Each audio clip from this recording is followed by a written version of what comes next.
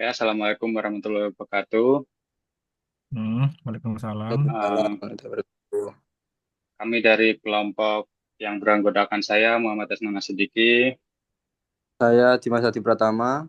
Saya Muhammad Isnu Prakoso.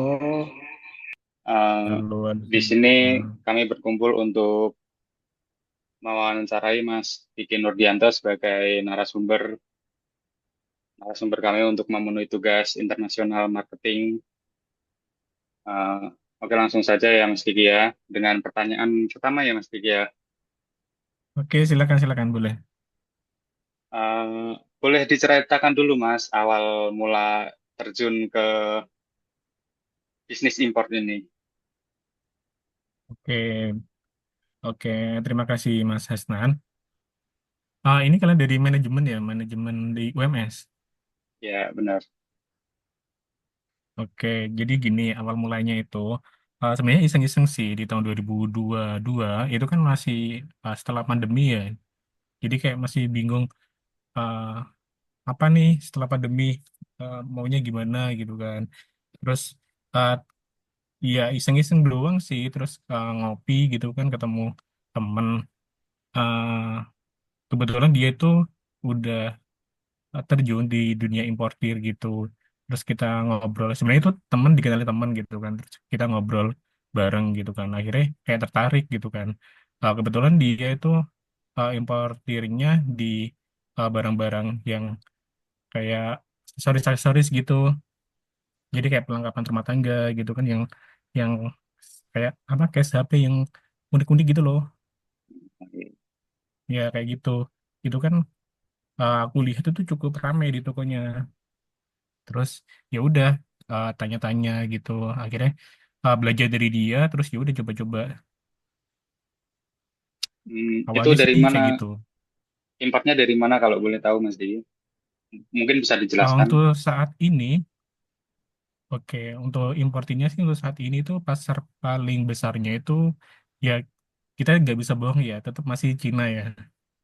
Iya, Iya kan, iya. semua produk apapun Iya. itu Cina pasti punya gitu. Dan itu kita bisa dapat harganya lebih murah daripada produk-produk di Indonesia gitu.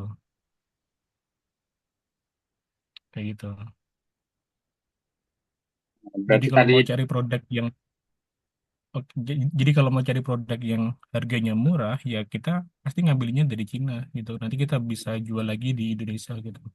Apalagi kalau kita belinya barang yang banyak gitu kan, otomatis harganya pasti lebih murah gitu.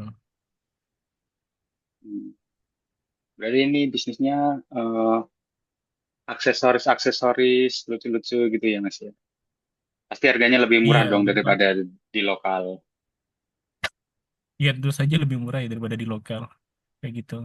Gini, sebenarnya target ah, di tahun 2022 awal aku mulainya itu sampai sekarang target pasarnya itu kan kita lebih ke Gen Z ya kebanyakan konsumen. Sekarang konsumen sosial media siapa? Dari TikTok, Instagram, Twitter mungkin.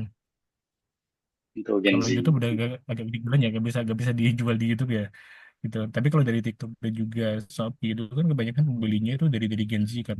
Kayak mereka ada barang unik apa ini gitu, pengen beli. Ada barang unik apa ini, pengen beli gitu. Kayak mereka nggak mau ketinggalan apa yang lagi hits sekarang gitu, kayak gitu. Jadi target marketku tetap masih masih Gen Z ke ya Gen Alpha lah sekarang masuknya Hmm, Bisa dilanjut. gitu. Boleh, boleh silakan Mas Isnan. Mungkin pertanyaan Oh dari ya, Mas Dimas. Oke, ya. boleh Mas Dimas gimana? Ini Ini lagi Mas di Diki kan Rusia tuh. cuma background itu Mas Diki. Ini kan Mas Diki Oh, kan cuma udah background. pernah menjalanin import barang kan. Nah, saya mau tanya nih, apa tantangan terbesar di fase awal kita untuk impor dan bagaimana mengatasinya, Mas Diki ini? Bisa dijawab Mas Oke, Diki? mohon maaf Mas Dimas, suaranya tadi sempat enggak, tadi koneksinya sempat terputus. Bisa diulangi untuk pertanyaannya gimana maksudnya? Baik-baik. Mas Diki kan udah pernah menjalanin impor barang nih. Nah, Mm-mm, saya kan benar. Terus, ya saya mau tanya bagaimana Mas Diki cara mengatasi tantangan-tantangan di fase awal itu. Uh, Sebenarnya tantangan di awal itu ini sih, kita harus banyak-banyak belajar tuh, terus juga banyak survei gitu.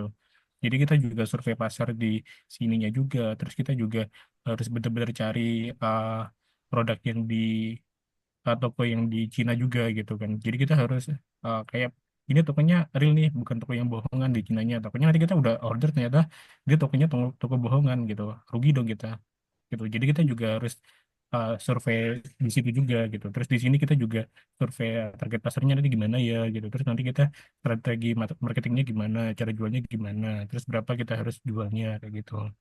Terus selain itu juga ada quality control sih. Biasanya kalau mau order besar terlalu beresiko.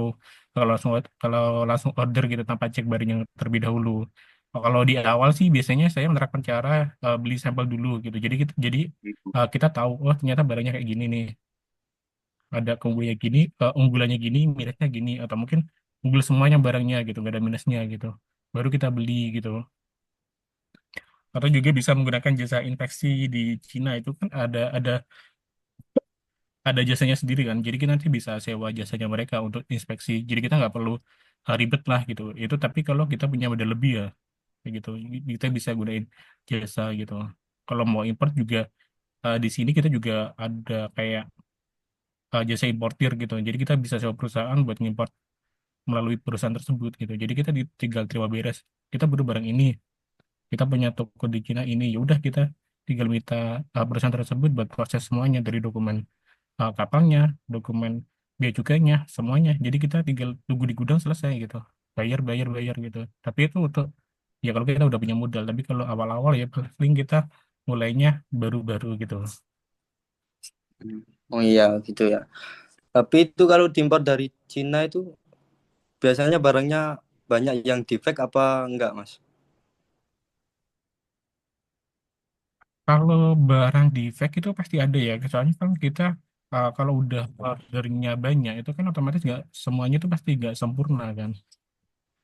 Kayak gitu. Jadi ya tetap pasti ada minusnya.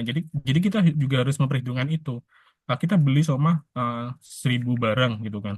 Kan nggak mungkin 1.000 barang itu barangnya bagus semua kan.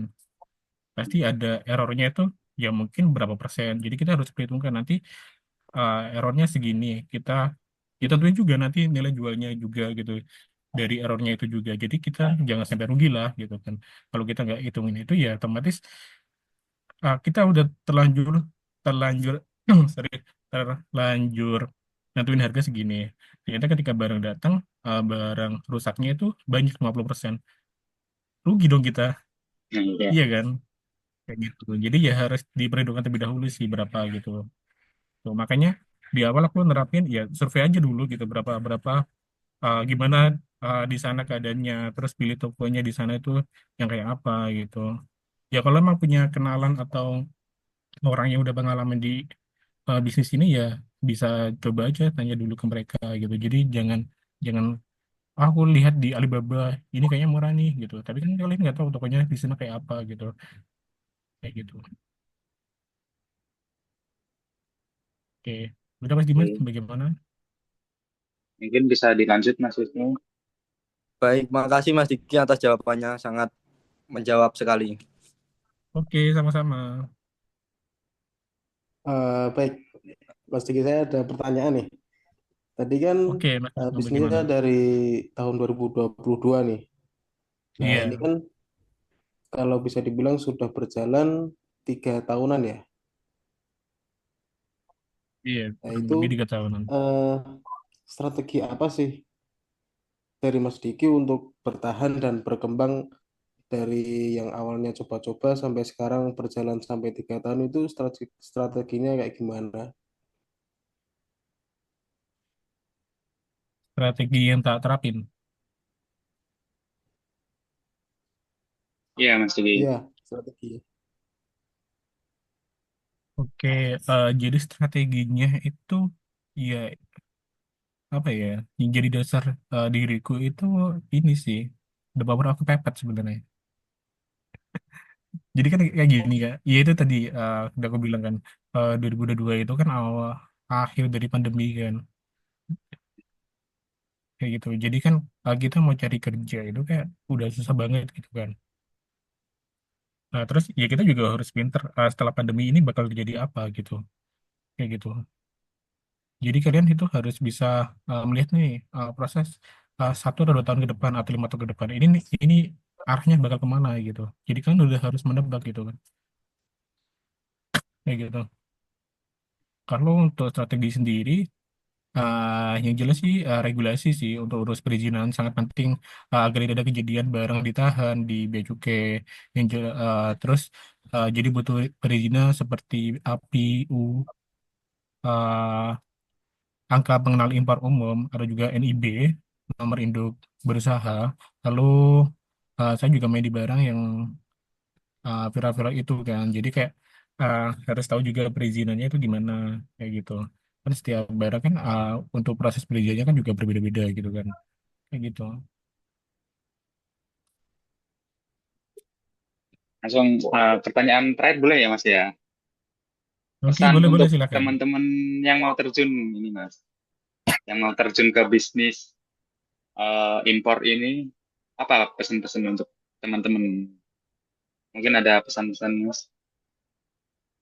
Eh, Gini sih, pesanku buat kalian, uh, berhubung masih kuliah kan, masih masih banyak waktu nih sebelum kalian lulus terus terjun di dunia kerja gitu kan. Eh, di dunia kuliah itu kan pasti ya kalian diajarinya cuma materi-materi. Mungkin ada beberapa kayak wirausaha dan sebagainya gitu kan. Jadi kalian udah tahu, oh ternyata cari uang kayak gini ya gitu. Tapi ketika real life-nya, ketika nanti udah lulus pasti bakal beda banget gitu ketika di kuliah gitu kan. Jadi kalau pesanku sih selama masih kuliah ini ya udah dipersiapkan terlebih dahulu aja semuanya gitu.